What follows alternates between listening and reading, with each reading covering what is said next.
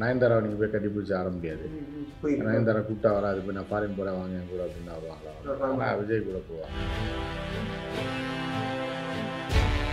Death rate வந்து பார்த்தீங்கன்னா போன வந்து ஒரு இயருக்கு 8 பேர் தான் இருந்தாங்க. பட் ஆனால் இப்போ 4 மாசமே ஒரு 9+ மெம்பர்ஸ் வந்து இறந்துட்டாங்க. இதுவும் 4 மாதம் 5 மாதம் தான். அதுக்கப்புறம் அலோவ் பண்ண மாட்டாங்கல்ல. அலோவ் பண்ணாமல் எப்படி போய் சாக முடியாது? சபரிமலை போகிறவங்க சபரிமலை இதை விட ஹைட்டாக இருக்கும். அதில் பார்த்தீங்கன்னா டெத் ரேட் ரொம்ப கம்மியாக இருக்கும். காரணம் என்னென்னா அந்த வகையில் தான் இப்போ வந்து இறந்துட்டு இருக்காங்களே தவிர அந்த மலைக்கு அதுக்காக போகக்கூடாதா அப்படின்னு கேட்டிங்கன்னா அப்படி இல்லை. இப்போ இதெல்லாம் வந்து ஒரு ஆர்கனைஸ்டு கோயில் கிடையாது. ஆனால் வந்து ஒரு ஏதோ இருக்கிறதா எப்போவுமே இந்த மலைகளில் வந்து பாடிக்கும் மைண்டுக்கும் ஒரு சேஞ்ச் கிடைக்கும். இப்போ அதனால தான் ஜகி போன்ற சாமியார்கள்லாம் கோடி கோடியாக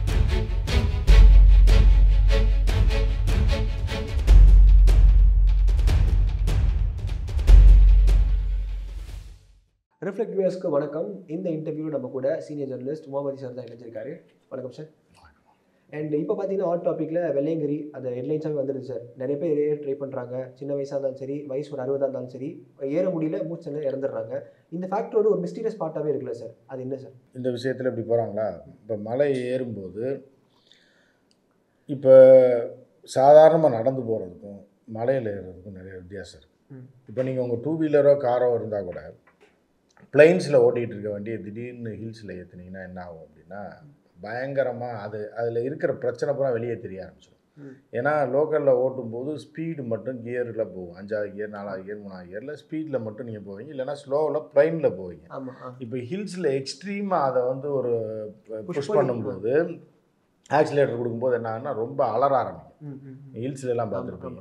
இன்ஜின் அலற ஆரம்பிக்கும் போது அவ்வளோ தூரம் யூஸ் பண்ணப்படாத ஒரு பகுதி. இப்போ ஒரு பிஸ்டன் வந்து இது வரைக்கும் போயிட்டு வருதுன்னு வைங்க, இது வரைக்கும் தான் போயிட்டு வந்திருக்கும். ஓகே. இப்போ எக்ஸ்ட்ரீமாக அதை யூஸ் பண்ணும்போது இந்த பகுதி அவ்வளோவா யூஸ் ஆகிருக்காது. அப்போ என்ன ஆகுனா அது பல வேலைகளை காட்ட ஆரம்பிச்சிடும். அதில் என்னென்ன பிரச்சனை இருக்கோ அது பூராமே அது இன்ஜினில் உள்ளது. ஸோ புகையை கக்க ஆரம்பிக்கும். இது மெஷின்லேயே அப்படி தான். அதே மாதிரி தான் மனிதனும். ஏன்னா மனிதனுடைய அமைப்பை வச்சு தான் எல்லா மெஷினுமே ஏதோ ஒரு பாகத்தை அடிப்படையாக வச்சு தான் ரெடி ஆகிடும். ஸோ அப்படி இருக்கும்போது நீங்கள் எக்ஸ்ட்ரீமாக ஒரு வேலையும் செய்யாமல் ஆஃபீஸ் போக வர, சும்மா ஒரு விளையாட்டோ இல்லை ஒரு எக்ஸசைஸோ இல்லாத ஒரு ஆக்டிவிட்டீஸ் இல்லாத ஒரு நபரை திடீர்னு போய் எக்ஸ்ட்ரீம் வெயிட்டேஜ் வந்து இல்லை ஒரு பவரை வந்து பாடி சந்திக்கும்போது என்ன ஆகும்னா ஒரு சேஞ்ச் வரதான் செய்யும். அது இப்போ பொருளாக இருந்தாலும் சரி, மனிதனாக இருந்தாலும் சரி, எதுவாக இருந்தாலும் சரி. இப்போ நீங்கள் கேமராவே ஆன் பண்ணி எடுத்துகிட்டே இருக்கீங்களே 3/4 மணி நேரம்னா அதோட இதுன்னா 3/4 மணி நேரம் ஆயிடுச்சு, அதுக்கு மேலே போயிட்டே இருக்குன்னா பேட்ரி ஹீட் ஆகும், இப்போ கேமரா ஹீட் ஆகும், அதோட வேலையை காட்டும். அதுக்கு மேலே அதை போட்டு கசக்கி புழிஞ்சிங்க அப்படின்னா டொப்புன்னு புழிஞ்சிடும். ஸோ இதுதான் மனித இது. ஸோ இதனால தான் வந்து இப்போ மலையில் ஏறுறவங்களுக்கு எல்லாமே, அதுவும் இந்த இப்போ கொரோனா தடுப்பூசியை பற்றி கூட சொல்கிறாங்கல்ல, இதெல்லாம் போடுறவர்களுக்கு சில பிரச்சனைகள் வரலாம் அப்படின்னு சொல்லி அந்த கம்பெனி ஆஸ்ட்ராஜெனிகா கம்பெனியை சொல்லியிருக்காங்க. ஸோ இது வந்து என்னென்னா இந்த கொரோனா காலங்களுக்கு பிறகு பார்த்திங்கன்னா இந்த மரணங்கள் அதிகமாக இருக்குது. அதுக்கு முன்னாடிலாம் அப்படி இருக்காது. அதுக்கு முன்னாடி என்னென்னா பழைய ஒரு 20 வருஷம் 30 வருஷத்துக்கு முன்னாடி நடந்து ஈஸியாக ஏறிடுவாங்க. ஏன்னா ஒரு விவசாய தொழிலாளியோ இல்லை ஒரு மில் தொழிலாளியோ உடல் உழைப்பு ஜாஸ்தியாக இருக்கும். ஒரு விவசாயியாக இருந்தால் டெய்லி ஒரு 5 கிலோமீட்டர்னாலும் நடப்பார். இங்கேருந்து பஸ்ஸாக போய் நடந்தான் போவாங்க. இப்போ வந்து மோட்டார் வாகனங்கள் வந்ததுக்கப்புறம் பைக்கு, காரு, எங்கே போனாலும் காரு, எங்கே போனாலும் பைக், எங்கே போனாலும் ஏசி அப்படிங்கும்போது திடீர்னு போய் ஒரு கிளைமேட் சேஞ்சையோ இல்லை ஒரு நடையவோ ஒரு எக்ஸ்ட்ரீமாக நீங்கள் உடம்புக்கு வந்து ஒரு ப்ரெஷரை கொடுக்குறீங்கன்னா அது ஏற்றுக்காது. அந்த வகையில் தான் இப்போ வந்து இறந்துட்டு இருக்காங்களே தவிர அந்த மலைக்கு அதுக்காக போகக்கூடாதா அப்படின்னு கேட்டிங்கன்னா அப்படி இல்லை. நீங்கள் ப்ராப்பர் எக்ஸசைஸ் செஞ்சுட்டு நீங்கள் அந்த மலைக்கு போகிறீங்க அப்படின்னா ஒரு 10 நாளைக்கு முன்னாடியே ஒரு 5 கிலோமீட்டர் 10 கிலோமீட்டர் நடந்து பாருங்கள். புரியுது. பாடிக்கு அது ரெடி பண்ணிவிட்டு நீங்கள் போனீங்கன்னா பிரச்சனை கிடையாது. அது இல்லாமல் போகிறதுனால தான் இந்த பிரச்சனை வருது தவிர அதில் மிஸ்ட்ரிலாம் ஒன்றுமே கிடையாது. Okay sir. அண்ட் இன்னொரு பாயிண்ட்ல என்ன சொல்கிறாங்கன்னா, நிறைய பேர் இந்த ஸ்பிரிச்சுவலாக இருக்கவங்க, ஆன்மீகத்தில் இருக்கவங்களாம் சொல்கிறாங்க, அதெல்லாம் நீங்கள் ப்ராப்பராக விரதம் எடுத்துகிட்டு போகணும். இப்போ நீங்கள் வந்து நினச்சா நீங்கள் வந்து திருப்பதி போகிறீங்க, இப்போ கேரளாவில் ஐயப்ப சுவாமி கோயில் போகிறீங்கன்னா அதுக்கேற்ற மாதிரி ஒரு இருமுடி கட்டுறீங்க, அது ப்ராசஸ் இருக்குது. அது மாதிரி நீங்களும் ஒரு ஆத்மார்த்தமாக போனால் தான் உண்டு அப்படி இல்லை. அது அப்படி பார்க்கலன்னா கூட இன்னொரு விஷயம் என்னென்னா விரதம் இருப்பது எதுக்கு அப்படின்னா நீங்கள் இப்போ ஐயப்பன் கோயிலுக்கு போகிறீங்கன்னா செருப்பு போடக்கூடாது. அப்போ நீங்கள் மலைக்கு போகிறப்ப செருப்பு போட்டு போக போகிறது இல்லை. ஸோ அப்போ அதுக்கான ப்ராக்டிஸ் வேணும். டெய்லி வெறுங்காலில் நடக்கணும். அதே மாதிரி காலையில் எதுக்காக ஏர்லி மார்னிங் பச்சை தண்ணியில் குளிக்கணுன்றாங்கன்னா அங்கே வந்து டெம்பரேச்சர் டவுனில் இருக்கும். ரொம்ப ரொம்பலாம் கேரளாவில் இருக்காது. சபரிமலையில் வந்து அந்த அளவுக்குலாம் டெம்பரேச்சர் டவுன் கிடையாது. இருந்தால் கூட ஒரு 20 டிகிரி 21 டிகிரி வரைக்கும் போகும். நீங்கள் சென்னையில் 20 போகாது. மினிமம் டெம்பரேச்சர்ன்றது 23 24 தான் இருக்கும். ஸோ அப்படி இருக்கும்போது திடீர்னு போய் நீங்கள் 20 19 ஒரு நாளைக்கு குறையுதுன்னு வைங்களேன், அப்போ போய் அங்கே போய் பச்சை தண்ணியில் குளிச்சிங்கன்னா கை கால் இழுத்துக்கும்.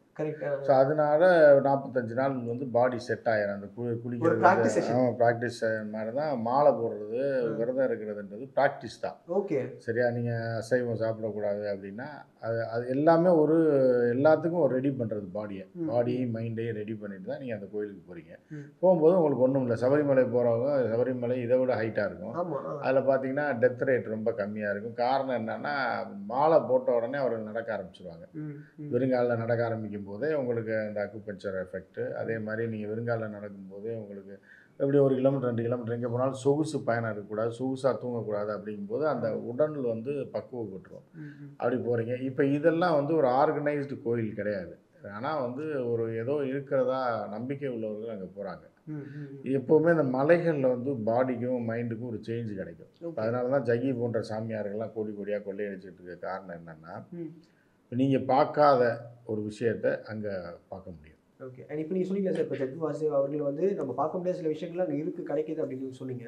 அது என்ன மாதிரி விஷயங்கள் சார்? அதாவது பார்க்க முடியாத விஷயம் இல்லை. இப்போ நீங்கள் வந்து இப்போ ரஜினி, விஜய், அஜித் இதெல்லாம் நீங்கள் போய் ஏன் பார்க்குறீங்கன்னா, நீங்கள் செய்ய முடியாததை அவங்க செய்கிறாங்கன்றது.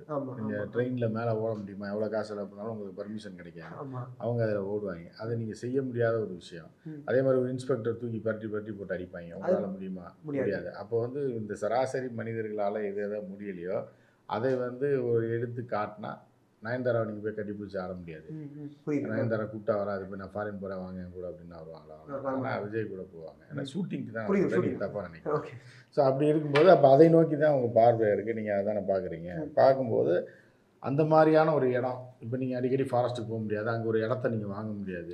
நீங்கள் ஒரு 10 சென்ட் இடம் வாங்கலாம் அப்படின்னு ஒரு 50 லட்ச ரூபா வச்சுருந்தா கூட அந்த ஏரியாவில் போய் நீங்கள் வாங்க முடியாது. அப்போ இல்லாத இடத்த வந்து உருவாக்கி அந்த அட்மாஸ்ஃபியரில் அந்த கிளைமேட்டில் உங்களுக்கு எல்லா வசதியும் 3 வேளை ஃபுட்டு, அங்கே ஒரு வாரம் தங்குற மாதிரி இருக்குது அந்த ஒரு அழகான ஒரு இடத்துல. அப்படிங்கும்போது நீங்கள் அதை தேடி போவீங்க. அதுதான் ஜக்கியோட பிஸ்னஸ். ஓகே. ஸோ அந்த மாதிரியான ஆட்கள் அங்கே எதுக்காக அங்கே போகிறாங்கன்னா, அங்கே உள்ள அட்மாஸ்ஃபியர், அங்கே உள்ள கிளைமேட்டு, ஏன்னா அந்த காட்சிகள் இதெல்லாம் வித்தியாசமாக இருக்கும். சராசரி மனிதர்கள் போய் காசு கொடுத்து வாங்கி அங்கே நிரந்தரமாக தங்க முடியாது. ஒரு பெரிய கோடீஸ்வரன் இருந்தால் கூட 5 ஏக்கர் வாங்கலாம். வாங்கிட்டு அவன் அதை பூட்டி தான் போட்டு வருஷத்துக்கு ஒரு டைம் வைக்க. அதுக்கு வந்து வேலையாளை போடணும், மெயின்டைன் பண்ணணும், அவனுக்கு ஏகப்பட்ட காசு செலவு பண்ணணும். அவனுக்கு கேட்ட நேரத்துக்கு அங்கே ஒரு வேலைக்கு சாப்பாட்டுக்கு ஆள் வராது. இது எல்லாமே கிடைக்கக்கூடிய இடம் அந்த இடத்துல கிடைக்குது. அப்படிங்கும்போது அங்கே போகிறாங்க. அதை ஜக்கி வந்து அதை பயன்படுத்தி அதை காசாக இங்கே மாற்றுறாங்க. Okay sir. அண்ட் இது ஒரு பக்கம் இருக்கும்போது நீங்கள் சொன்னீங்களா சார், இப்போ ஃபாரஸ்ட்டில் இந்த மாதிரி சிங்கம் தாண்டி மற்ற எல்லாமே இந்த சென்னாய் எல்லாம் சுற்றிட்டு இருக்கு. அப்போ ஃபாரஸ்ட் டிபார்ட்மெண்ட் நம்ம போகிறது முன்னாடி இன்டிமேட் பண்ணணுமா இல்லை நம்ம பாட்டு? இல்லை இப்போ அதாவது ஃபாரஸ்ட் டிபார்ட்மெண்ட் ஜனவரிக்கு அப்புறம் தான் அலோவ் பண்ணுவாங்க. ஓகே. ஏன்னா டிசம்பரில் பயங்கர குளிர் இருக்கும். அக்டோபர் நவம்பர் டிசம்பரில் அப்போ வந்து மழை வேறு இருக்கும். ஜூலை ஆகஸ்ட்லலாம் மழை இருக்கும். அதுக்கப்புறம் ஏன்னா மழையிலலாம் அங்கே போகவே முடியாது. நீங்கள் காலே வைக்க முடியாது. அதுக்கப்புறம் குளிர் காலத்துலேயும் போக முடியாது. அப்புறம் குளிர் கொஞ்சம் குறைய ஆரம்பிக்கும். ஜனவரி எண்ட்லேருந்து விடுவாங்க, மே வரைக்கும் விடுவாங்க. அப்படி இருக்கும்போது அங்கே ஃபாரஸ்ட் ஆட்கள் இருப்பாங்க. ஆனால் ஃபாரஸ்ட் ஆட்களே அங்கே தனியாக நடமாட முடியாது. தனியாகலாம் வேறு காட்டுக்குள்ளெல்லாம் சில இடங்களில் தனியாக போவாங்க. 2 பேராக போவாங்க வாட்சர்ஸ். ஆனால் இங்கே வந்து அதுவும் இல்லை. ஒரு 4-5 பேராக தான் போக முடியும். 3 பேர் 4 பேர் அவங்க ஆயுதங்களோடு தான் போவாங்க. ஆனால் இப்போ ஃபாரஸ்ட்டில் பெர்மிஷன் வாங்கலை. இந்த மாதிரியான தொடர் சாவுகள் இந்த மாதிரி பிரச்சனைகள் வந்தால் அடுத்தது வந்து வாங்க வேண்டிய ஒரு கட்டாயத்துக்கு உருவாக்கிடுவாங்க. ஓகே. அண்ட் இந்த கோயம்புத்தூரே வந்து பேசும் பொருளாக ஆகிட்டு இல்லை சார். இப்போ இந்த அண்ணாமலையாக இருக்கட்டும், இந்த மேட்டராக இருக்கட்டும், எல்லாமே வந்து கோயம்புத்தூரை வந்து திரும்பி பார்க்க வைக்கிது. அண்ணாமலை எங்கே போனாலும் திரும்பி பார்க்க வைக்கணும் நம்மளை. ஏன்னா அது ஒரு மாதிரியான ஒரு விஷயம். ஓகே. என்ன மேட்டர் சார், இப்போ இதை மக்கள் முன்னாடி கொண்டு வரதுக்கும் இப்போ அவங்க பிஜேபிலாம் அவங்க ஆட்சியில் வந்தாலும் ஏதாவது மாற்றம் ஏற்பட வாய்ப்பு இருக்கா? இந்த கோயம்புத்தூரில் ஏதாவது பண்ணுவாங்களா? இல்லை, முதல்ல பிஜேபி ஆட்சிக்கு வர்றதுக்கும் கோயம்புத்தூருக்கு என்ன சம்பந்தம்? இல்லை சார், அவர் இப்போ எம்பி ஆகினாருன்னா அவர் அண்ணாமலை இல்லை, முதல்ல மோடி பிரதமர் ஆகிறாருன்னு பாருங்கள். இவர் எம்பி ஆகிறது அடுத்திருக்கட்டும். அடுத்த மாதம். ஆமாம், இவர் பாவம் இவர் வந்து இருக்காரு. எம்பி ஆகிறது அடுத்த விஷயம். முதல்ல வந்து இது மோடி பிரதமர் ஆகிறாரான்னு முதல்ல நம்ம பார்க்கலாம். ஓகே. அதுக்கப்புறம் தானே இவர் வர்றது. Okay sir. அண்ட் அந்த நீங்கள் சில விஷயங்கள்லாம் சொன்னீங்களே சார், டெத் ரேட் வந்து பார்த்தீங்கன்னா போன வந்து ஒரு இயருக்கு 8 பேர் தான் இருந்தாங்க. பட் ஆனால் இப்போ 4 மாதமே ஒரு 9+ மெம்பர்ஸ் வந்து இறந்துட்டாங்க. இல்லை, அதுவும் 4 மாதம் 5 மாதம் தான். அதுக்கப்புறம் அலோவ் பண்ண மாட்டாங்கல்ல. அலோவ் பண்ணாமல் எப்படி போய் சாக முடியும்? அங்கே போய் அலோவ் பண்ணால் தானே போய் சாக முடியும். அலோவ் பண்ணால் போய் எப்படி போய் சாப்பிட முடியும்? நம்ம மக்களை பத்தி என்ன சார் நினைக்கிறீங்க? ஏதாவது ஒரு விஷயத்த விசித்திரமா பார்த்தா அப்படியே கும்பலா போய் நம்ம மக்கள் இல்லை, பொதுவாக உலகம் பூராமே அப்படிதான். இப்போ நீங்கள் வந்து இப்போ இந்த ஊரில் ஒரு சில இதுக்கு போய் வரிசையாக நிற்பான். அமெரிக்கா எடுத்துட்டிங்கன்னா அந்த லூசு பசங்க என்னன்னா ஐஃபோன் ரிலீஸ் அன்னைக்கு போய் வாசலில் ரோட்டில் படுத்து கிடப்பாங்க. ஒரு 5000 பேர் படுத்துருப்பான் அந்த கடையில். ஃபஸ்ட்டு இப்போ வாங்கிடணும், ஐஃபோன் 11 வந்திருக்கு, 12 வந்திருக்கு, 13 வந்திருக்குன்னு இன்றைக்கி ரிலீஸ் பண்ண போகிறான்னா அந்த கடை முன்னாடி முதல் நாள் நைட்டே போய் பிச்சைக்கார மாதிரி படுத்துருவாங்க. படுத்து அதை வாங்காமல் வீட்டுக்கு வர மாட்டாங்க. ஸோ அந்த மாதிரி ஒவ்வொரு கிருக்கும் ஒவ்வொரு ஊரில் ஒரு மாதிரி இருப்பாங்க. ஒரே மாதிரி கிருக்காக இருக்க மாட்டாங்க. இப்போ நம்ம ஊரில் காசு இருந்தாலும் அதை தான் செய்வாங்க, பூர்வீக அவசரில் படுத்துருப்பாங்க. பட் ஆனால் அந்தளவுக்கு இங்கே அந்தளவுக்கு கிரேஸ் இல்லை, பெருசாக இல்லை. அதனால் ஒவ்வொரு ஊரில் ஒவ்வொரு மாதிரி இருக்கும். ஓகே. அண்ட் இதை பற்றி நம்ம பேச போகணும்னு சொல்லி நான் ரிசர்ச் பண்ணேன் சார். ஜென்ரலாக அது வந்து என்ன சொன்னாங்கன்னா, சிவன் அவர்கள் ருத்ரதானமான இடமா அது சொல்கிறாங்க. சுயம்புலிங்கம் அங்கே இருக்குது. இதில் உள்ள சில முனிவர்கள் ரிஷிகள்லாம் இருக்காங்க. பேரலல் யூனிவர்ஸே உள்ளே இருக்குது. ஏன்னா அதில் போகும்போது மக்கள் வந்து இந்த மூலிகையெல்லாம் சுவாசிக்கிறனால மயக்கம் போட்டுறாங்க அப்படிலாம் சொல்கிறாங்க சார். எந்த அளவுக்கு சார்? இதில் 100க்கு 100 பொய் தான். எல்லாமே கரடி அடித்து விட்றது தான். ஏன்னா அதாவது என்னென்னா, எப்போவுமே ஒரு மலை, நீங்கள் வந்து இப்போ நீங்கள் வந்து எந்த மதமாக இருந்தாலும் அதில் மலை வந்து ரொம்ப பிரதான இடத்தை பிடிக்கும். நீங்கள் வந்து யூத மதமாக இருந்தாலும் சரி, கிறிஸ்தவ மதமாக இருந்தாலும் சரி, இந்துவிசமில் அது ரொம்ப ஜாஸ்தி. இந்துவிசமில் எடுத்திங்கன்னா இமயமலை தான் ஒரு பெரிய ஒரு ஆன்மீக மலையாக பார்க்கப்படுது. அதே மாதிரி தமிழ் கடவுளான முருகன் எடுத்திங்கன்னா, சிவன் எடுத்திங்கன்னா, குன்றுகள் இருக்கும் இடமெல்லாம் குமரன் இருக்கும் இடம் பாய். ஏன்னு கேட்டிங்கன்னா தமிழ்நாட்டில் குன்றுகள் ஜாஸ்தி, வேறு ஊரில் அப்படி இருக்காது. இப்போ ராஜஸ்தான் போனீங்கன்னா குன்றுகள் இருக்காது, பரவலாக இருக்காது, நிறையா இருக்காது. மகாராஷ்டிரா போனீங்கன்னா பெரிய மலைகள் வெஸ்டர்ன் காட்ஸில் இருக்குது. ஸோ இப்போ நீங்கள் வந்து யூத மதத்தை எடுத்தீங்க அப்படின்னா சயான் மலைன்னு ஒன்று சொல்லுவாங்க, பைபிள்லாம் இருக்குது பார்த்தீங்கன்னா. அங்கேருந்து அங்கே தான் கடவுள் இருக்காருன்னு. ஏன்னா எவனுமே அங்கே ஏறவே முடியாது. அது வினோதமான மலை, பார்த்தாலே பயங்கரமாக இருக்கும். அதோட மேக கூட்டங்கள்லாம் வரும்போது இடி இடிக்கும் போதே பயந்துருவாங்க. ஸோ அந்த மாதிரி ஒரு அதிபயங்கரமான ஒரு மலையாக அது இருக்கும். அதுதான் யூத கடவுள் அங்கேருந்து தான் வந்திருப்பார். ஏசுநாதர் காணாமல் போனதும் அங்கே தான் போய் இது பண்ணாருன்னுவாங்க. மோசஸ் அங்கேருந்து தான் போயிட்டு வந்தாருன்னுவாங்க. ஏன்னா கடவுள் அங்கே இருக்காரு, போய் பார்த்துட்டு வந்தேன்னுவாங்க. அதே மாதிரி இஸ்லாமில் வந்து முகமது நபிகள் வந்து திடீர்னு கொஞ்ச நாள் காணாமல் போனார். அப்போ அவர் எழுதுனதே என்னென்னா, ஒரு பறவை வந்தது, அந்த பறவை என்னை அழைத்து ஒரு மலைக்கு அழைத்து வந்தது அப்படின்ற மாதிரி இருக்குது. அதே மாதிரி இந்து விஷயத்தில் பார்த்திங்கன்னா இமயமலையில் சிவன் இருக்கார் அப்படின்ற ஒரு கான்செப்ட் இருக்குது. ஸோ இது வந்து உலகம் பூரா உள்ளது தான். மலையில் ஏதாவது இருக்குது அப்படின்ற இன்றைக்கி நேரத்தில் 3000 வருஷமாக அந்த நான் சொன்ன சினிமா அங்கே நம்ம போக முடியாத ஒரு இடத்துல ஒரு கட்டுக்கதை ஏதோ இருக்குது அப்படின்ற மாதிரி கதைகளை அடிச்சு விட்றாங்க. இந்த மலையில் கோயம்புத்தூர் இந்த மலையில் இது இருக்குது. அங்கே போனால் என்னென்னா, இப்போ நீங்கள் ஃபீல் பண்ணாத ஒரு ஃபீலிங் வரும். இப்போ இது நீங்கள் டெய்லி என்ன பண்ணுவீங்க, சாப்பிட்டா ஒரு ஃபீலிங் வரும். கேஎஃப்சியில் போய் சிக்கன் சாப்பிட்டா ஒரு ஃபீலிங் வரும், ஒரு படம் பார்த்தா ஒன்று வரும். நடந்து போய் டீ சாப்பிட்டா ஒரு ஃபீலிங் வரும். இதெல்லாம் இருக்குல்ல. இந்த மலையில் ஏறுற ஃபீலிங் மலையில் ஏறினா தானே வரும். அப்போ ஃபஸ்ட்டு நீங்கள் மலையில் ஏறும்போது உடம்பெல்லாம் வேர்த்து உடம்பெல்லாம் ஜில்லுன்னு ஆயிரும். அந்த கிளைமேட்டு அந்த இது உங்களுக்கு வித்தியாசமான ஒரு ஃபீலிங்கை கொடுக்கும். அப்படி இருக்கும்போது நீங்கள் புலங்காயத்தை அடைஞ்சு இங்கே ஏதோ இருக்குன்ற மாதிரி நீங்கள் ஃபீல் பண்ணுவீங்க. அதுதான், அதை வச்சு தான் சம்பாரிச்சிட்டு இருக்காங்க. ஸோ இதில் வந்து என்னென்னா, அந்த முனிவர்கள்ன்றதெல்லாம் சும்மா அது இப்போ ஏதோ கட்டுக்காத பேர் தான். இங்கே சன்னியாசிகள் குடும்பத்தை விட்டுட்டு போகிறவர்கள், ஆன்மீகத்தை தேடி போகிறவங்க நிறையா பேர், அவங்க இங்கே மட்டும் இல்லை, எங்கே வேணாலும் போயிடுவாங்க. அவர்கள் எங்கே தோணுதோ அங்கே போயிடுவாங்க. ஆமாம், அங்கே போய் உட்காந்துருவாங்க. அவர்கள் வந்து யாரையும் சராசரி மனிதனை ஆசீர்வதிக்கிறதோ, அல்ல சராசரி மனிதன் உண்மையான ஒரு சன்னியாசி, உண்மையான ஒரு ஆன்மீகவாதி நம்ம மக்கள் தேடி வரணும், மக்களுக்கு நம்ம ஏதாவது சொல்லணும்னு நினைக்கவே மாட்டான். மக்கள் கேட்டால் கூட சொல்ல மாட்டான். அவன்கிட்ட 50 தடவை போய் கெஞ்சி கூத்தாடி அவன் கூட இருக்கணும். இருந்தால் அவன் வந்து ஒரு விஷயத்த சொல்லுவான். இதுதான் உண்மையான சன்னியாசிகள், ஞானிகளை சொல்லலாம். ஆனால் வாய்க்கு வந்ததெல்லாம் வந்து பேசுகிறவன் வந்து சாணி தான், ஞானி கிடையாது. அதனால் அந்த மாதிரி சாணிகள் நிறையா அங்கே இருக்கலாம். ஆனால் ஞானிகள் இருக்கிறாங்களான்றது நம்ம இல்லைன்னு சொல்ல முடியாது. ஆனால் வந்து கமலஹாசன் சொல்கிற மாதிரி இருந்தால் நல்லாயிருக்கும் அப்படின்ற மாதிரி தான்.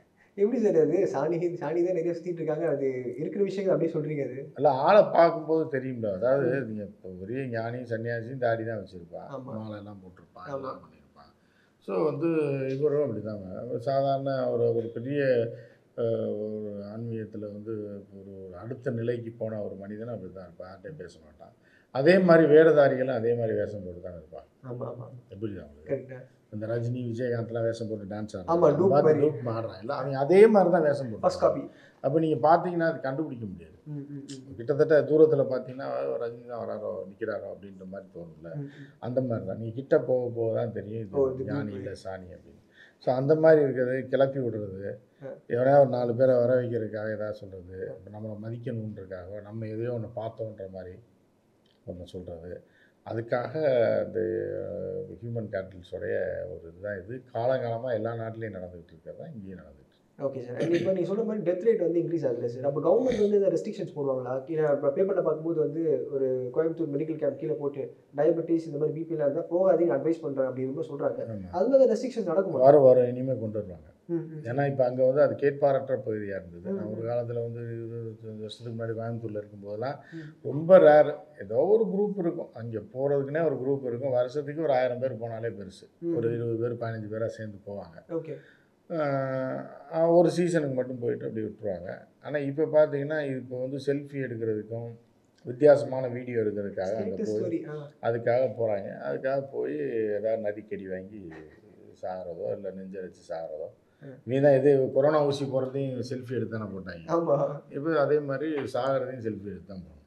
அந்த மாதிரி போயிட்டு சூப்பர் சார். நிறைய விஷயங்கள் விலைகளை பற்றி சொன்னீங்க. Thank you sir.